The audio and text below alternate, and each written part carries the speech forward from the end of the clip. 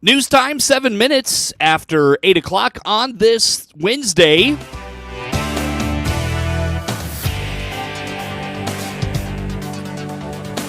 From the newsroom of Regional Radio and DeWittDailyNews.com, I'm Seth Lawrence with this expanded 8 o'clock newscast. We stream to Facebook and YouTube. It's brought to you by Peterson Insurance, your Pekin Insurance agent in Clinton. After a brief freeze in central Illinois, it's going to be followed by some unseasonably warm weather as we get ready for Christmas. Ed Shimon at the National Weather Service in Lincoln indicates the cold weather of Monday and Tuesday is going to be followed by a warm-up and is just an example of the types of ebbs and flows in weather we'll experience during this winter of El Nino. Well, El Nino is in effect, and that's kind of shifting the balance toward a warmer than normal winter based on the jet stream flows, and that's certainly, affecting our December more than likely. So we're just going to have to ride this out. Winter's going to come. There's always an ebb and a flow, and we're definitely getting the ebb of warm air as El Nino, influences the early part of the winter. But chances are, we're going to see several snowstorms as we head through the latter part of the winter. You're not going to see a warmer than normal all 3 months of the winter. That would be, highly unusual. I don't remember the last time that would have happened. I can actually probably go look that up. It's definitely going to end the year on a warm note, and the jet stream is going to, there's always an oscillation of warm and cold air across the globe, and we're just in the ebb of warm air right now. So stand by. Mother Nature's got plenty of things up her sleeve, so winter will come. Basically, it just looks like there's going to be a more frequent or shorter stints of colder air is usually what happens during an El Nino winter, if it has its main influence. So you'll get cold snaps, but 1 or 2 days where you're like, whoa, it is winter. And then you're like, uh-oh, yeah, here we go back in the 50s again, so. According to Shimon, as we get to closer to Christmas weekend, things are going to be well above average for temperatures and will stay that way until we get into next week. Additionally, we'll see some rain at points during the upcoming weekend. We're just seeing, we had a high-pressure system come through earlier this week, and then behind that was southerly winds. And we're just going to see an extended period of consistent southerly winds. We saw that through the week and all the way through Christmas and beyond Christmas. So finally, there's going to be some colder air coming in. There's a cool high pressure dropping down. So the middle of the week after Christmas, more than likely is going to start to see that cold air shift in. And then as we head into January 1st, might, be right around normal. And we're not seeing like intense cold or anything, but certainly back down towards normal as we head into the weekend of heading into January 1st. Yeah, we're going to be well above normal. Temperatures are going to be in the 50s through Christmas Eve, even Christmas Day, 54, mid-50s for highs on Christmas Day, which is, 15 degrees above normal, or almost 20 degrees above normal, actually. So we're definitely, we're normally in the mid-30s toward Christmas time, mid to upper 30s, and, being in the low 50s is highly unusual. But there'll be rain chances around, unfortunately. If it would be snow, it'd actually be a really pretty morning. But chances of rain are going to be around Christmas Eve day, Christmas Eve night, and then Christmas Day. We have likely rain chances in there, 60 to 70% chances on Christmas Eve night. And, so it's just going to be a wet, kind of a soggy Christmas Day this year, unfortunately. Mm-hmm. It's not going to be rain continuously. There are going to be periods without rain, but clouds are going to dominate the sky with a 54-degree high there and southerly winds. But yeah, Christmas Eve night, 47 for a low. It's going to be noticeably mild during that time. And that might sometimes trigger some fog. So, holiday travelers, hopefully they're done by Christmas Eve day. But those early mornings when we have that warm of a low, it's usually right around the dew point, and you can get foggy, hazardous travel conditions in those conditions, even Saturday night heading into Christmas Eve, 43 for a low under, so it's just something people might want to keep in mind that, you may encounter some foggy conditions if you're in the lower lying areas across the area. We'll hear more from Shimon in the days ahead about the trends of December and how much the rain from this past week has helped ease drought conditions in Illinois. Everyone finds themselves in different places emotionally and mentally this holiday season. Some are living in the high of the holiday season and the glow of Christmas lights and the happiness the season brings, while others may be dealing with loss, stress of triggers, or a variety of issues holding them back from experiencing the thrill of Christmas. No matter where you find yourself, Tony Kirkman, Executive Director of the Piatt County Mental Health Center, on the WHOW Morning Show Tuesday told Regional Radio, put the phones and devices away this holiday season. Very quickly, I think our approach is that for those that are enjoying the sweet time of life and it's good, is I would say put the phones down, put the screens down, and practice mindfulness. Just taking in an inventory, because I'm a dad of teenagers, and I will tell younger families that the time goes by very fast. And so your kids will never be this age again. And the windows get smaller and smaller, and other opportunities for their attention and yours continue to compete. So take in the moment, be mindful of it, invest your full attention and your heart into the moment, because it will sadly be gone before you know it. So that would be for joy. I think for sadness is, again, losing my father is,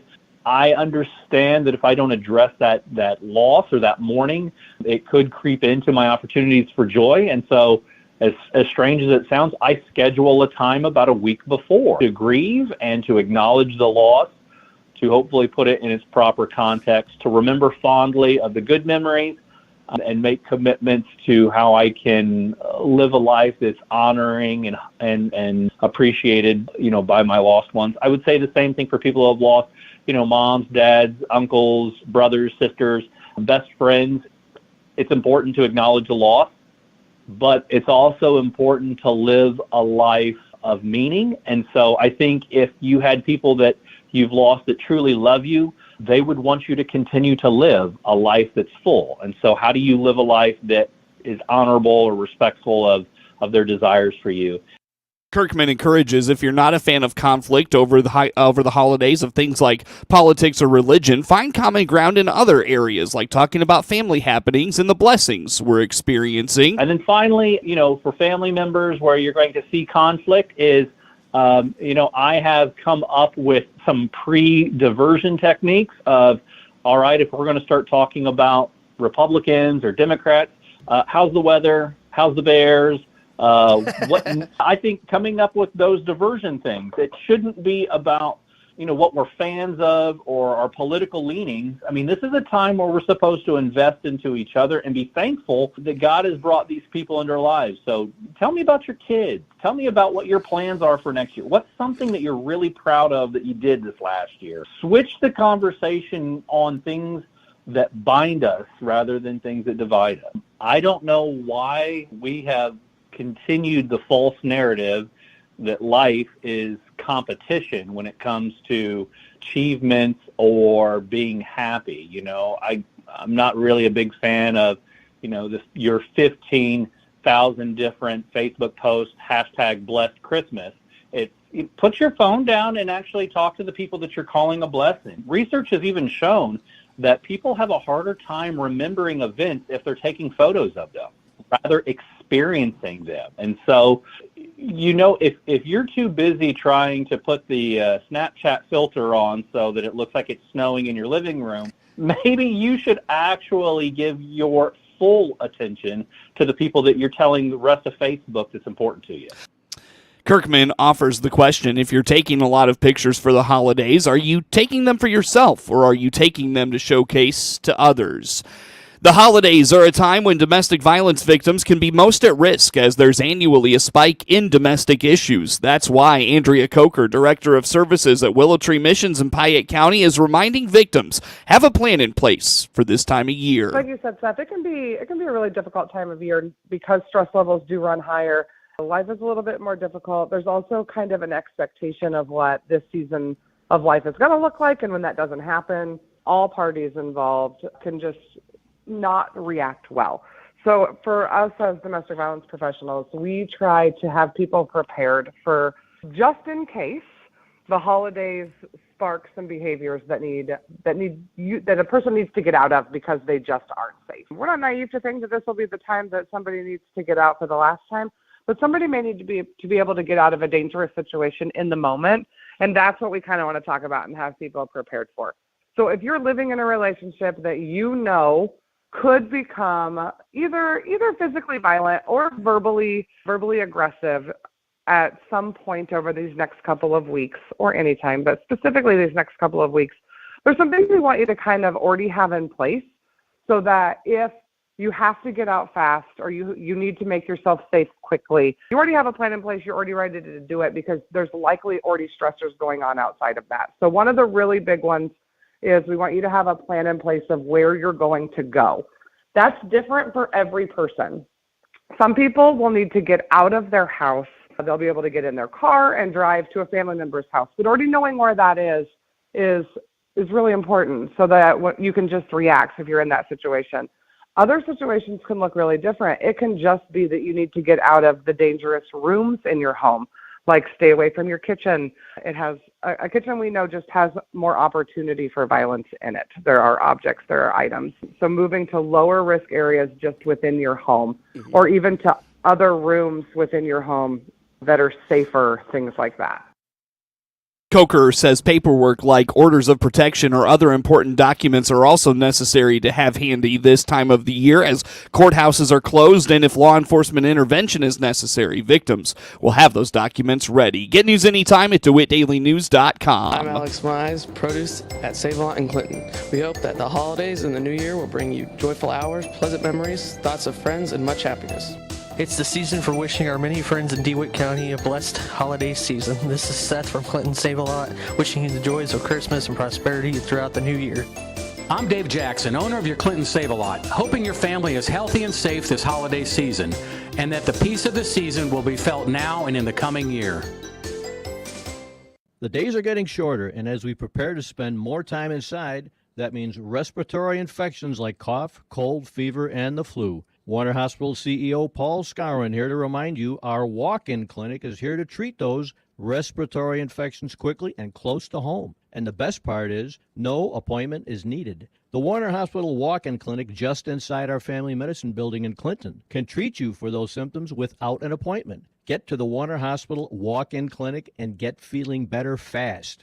All of us here at Love It Once More Thrift Store in Clinton want to wish everyone a very Merry Christmas. Come see us this month and find your holiday decor on sale for half price. This is Connie reminding you to check us out on Facebook, Instagram, or DeWittDailyNews.com. This is Ryan Utterback with Utterback Real Estate. Are you looking for a professional? Like a professional cornhole player? No, a professional realtor. Or a professional bowler? Strike! And that's why you're the other Ryan. For a professional buying and selling experience, click the Utterback Real Estate icon at DeWittDailyNews.com. Time now for a look at sports. I'm Seth Lawrence with this report. In a game heard Tuesday night right here on WHOW, the Clinton Maroons beat Leroy 73-37 in a non-conference boys basketball game at Clinton High School. The Maroons jumped out to a 9-0 lead before Leroy got on the board. Clinton would extend their lead to 23-6 at the end of the first quarter and never looked back. Leroy did put together a small run in the second quarter, but the Maroons' defense and outside shooting was too much. Clinton led by 20 at the half and were up 28 points after 3. A running clock fourth quarter wrapped up the 36-point victory fairly quickly. Clinton connected on 8 3-pointers on the night. They were led by Mason Walker's 22 points. Dawson Graves had 20, and Brooks Kluver scored 15. Dalton Bell contributed 12 points off the bench after racking up 18 points in the JV game. Bell was the Serve Pro of Piatt DeWitt County Player of the Game. Leroy was led by Sam Edmondson with 14 points, and Jasper Tarr added 11. The Panthers fall to 5-6 with the loss and play next January 2nd at El Paso Gridley. The Maroons move to 11-0 on the season. They are headed to the Monticello Holiday Hoopla next week. They face Ridgeview at 10 a.m. on December 26th. The next Maroons broadcast will be Wednesday, December 27th, when at 3:30 Monticello plays the Clinton plays Monticello in the Holiday Hoopla. In a game heard on WEZC and online at DeWittDailyNews.com, Warrensburg-Latham used stingy defense to hold off Monticello 51-42 in non-conference high school boys basketball action Tuesday night in Warrensburg. The Cardinals forced the Sages into 19 turnovers and turned those into 20 points. The Cardinals led 29-20 at the break and scored 10 of its 13 third-quarter points at the free throw line. Warrensburg-Latham went 16 for 22 at the foul line on Tuesday. A Monticello offense that has struggled during stretches this season was limited to single-digit outputs in 2 quarters, but looked much better Tuesday. Tyler Blythe returned to the Monticello lineup, and while the junior only scored 3 points and grabbed a rebound in 7 minutes, the difference was noticeable as he attacked the basket and created shots underneath. Trey Welter led all scorers with 17 points, including buzzer-beating three-pointers to end the first and second quarters. The senior dished out 5 assists. Ike Young was a rebound short of a double-double. The junior had 11 points and 9 rebounds with 2 assists and 2 steals. Young was the benefactor of a couple dribble drive opportunities Tuesday night as he had 4 straight points on layups, including a steal and coast-to-coast fast break layup. He was the serve pro of Piatt-DeWitt County's player of the game. The Sages' ability to get to the basket better Tuesday resulted in 16 points in the paint. Warrensburg-Latham shot 44% for the game and were led by Cottrell Lee's 12 points. Braden Hickey added 11. Warrensburg-Latham shot 5 for 12 from beyond the arc as they improved to 10-2 overall. Monticello finished 43% shooting for the game and just 6 of 19 from beyond the arc. The Sages fall to 3-5. It's off to holiday hoopla play starting next Tuesday for Monticello. The Sages will play 2 games on Tuesday, with its first game at 11:30 and then at 7:30. Hear all the hoopla action, by the way, on 95.9 FM WEZC and online at DeWittDailyNews.com. 3 players scored in double figures, and Blue Ridge made easy work of DeLand Weldon 53-19 in non-conference high school boys basketball action from DeLand Tuesday night. Wesley Clark led Blue Ridge with 12 points. Zach Lewis had 11, and Jan Saez added 10 points. DeLand Weldon drops to 0-6 overall. Blue Ridge is 6-4, and the Knights are off until January 9th when they return to Lincoln Prairie Conference action against Villa Grove. After a slow first quarter, Argenta-Oreana exploded in the second quarter, and that propelled the Bombers past Tri-County 62-46 in Lincoln Prairie Conference boys basketball action from Argenta Tuesday night. The Bombers trailed 17-7 after 1, but outscored Tri-County 26-6 in the second quarter to take control and lead 33-23 going to the intermission. The Bombers gradually pulled away from there. 3 players scored in double figures for Argenta-Oreana. Ethan Mahan led all scorers with 21 points. Jalen Flowers had 15, and Chase Logue scored 14. Tri-County was led by Caden Logans, 12 points. Tri-County drops to 2-9 overall and 0-1 in the Lincoln Prairie. Argenta-Oreana is 7-7 overall and 2-0 in the Lincoln Prairie. The Bombers are off until the 2nd of January when they travel to Central A&M. Tyler Johnson snapped a third-period tie, and Connor Bedard had 2 assists, helping Chicago beat Nathan McKinnon and the Colorado Avalanche 3-2 Tuesday night. Ryan Donato added a goal and an assist for the last-place Blackhawks, which had lost 4 in a row. Lucas Reichel scored, and Peter Mrazek had 35 saves. The game was tied at 2 when Colorado forward Miles Wood was sent off for holding Reichel's stick. On the ensuing power play, Nick Foligno found Johnson right in front of the net for a tap-in goal at 8:19. The Blackhawks, playing without several regulars, then held off the Avalanche as they pushed for the tying score in the final minute. The United Center crowd of 19,719 roared after the final seconds ticked off. Valerie Nikushkin had 2 goals for Colorado, which had won 3 of 4. McKinnon extended his point streak to a career-high 16 games, and Alexander Georgiev had 19 saves. The Avalanche beat the Blackhawks 4-0 in their first meeting of the season back on October 19th. The Avalanche played without defenseman Cale Macker and forward Andrew Cogliano, who stayed home when the team traveled to Chicago. Macker missed his third straight game with a lower body injury, and coach Jared Bedard said Cogliano got dinged up in Saturday's 6-2 win over San Jose. The Blackhawks will host the Montreal Canadiens on Friday night. NHL points leader Nikita Kucherov had 2 goals. Andre Valesky made 28 saves, and the Tampa Bay Lightning beat the St. Louis Blues 6-1 Tuesday night. Michael Esyamont, Tyler Mott, Hayden Fleury, and Nicholas Paul scored for the Lightning, who have won 5 of 12. Steven Stamkos had 3 assists to move past Theo Fleury into 67th place on the career points list with 1,090. Blues goalie Jordan Bennington was pulled in the second period after allowing 5 goals on 23 shots. He had a 5-0 shutout against Tampa Bay in the previous meeting between the two teams back on November 14th. The Blues got a power play goal from Justin Falk with 4:05, ending a 34-game goal drought. The NHL's worst power play for St. Louis went 1 for 3 and has converted 3 chances in 30 tries in the last 11 games. 2 goals have come in the last 2. The Blues will play at Florida on Thursday night. Get sports anytime from your computer or mobile device at DeWittDailyNews.com. MR Systems Wireless is your local internet provider for Clinton and surrounding area. They have the products you want and the local service you deserve. MR Systems Wireless Internet service for home or business includes unlimited data, unlimited streaming, and unlimited calling. Plans start at just $48 a month and get a free Roku 4 lease with our media packages. Get the speed you need with MR Systems Wireless. Call them at 935-2100. That's 935-2100 for MR Systems Wireless. When